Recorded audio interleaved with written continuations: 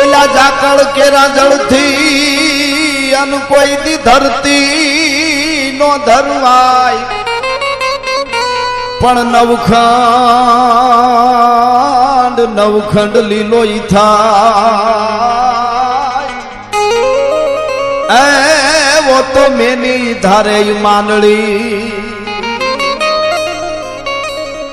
મથે કાયમ માનવી અને એમાં તો 5 હાથ વીઘા પવાય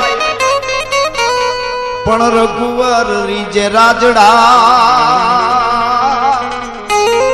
એ તો નવખંડ લીલોય થાય।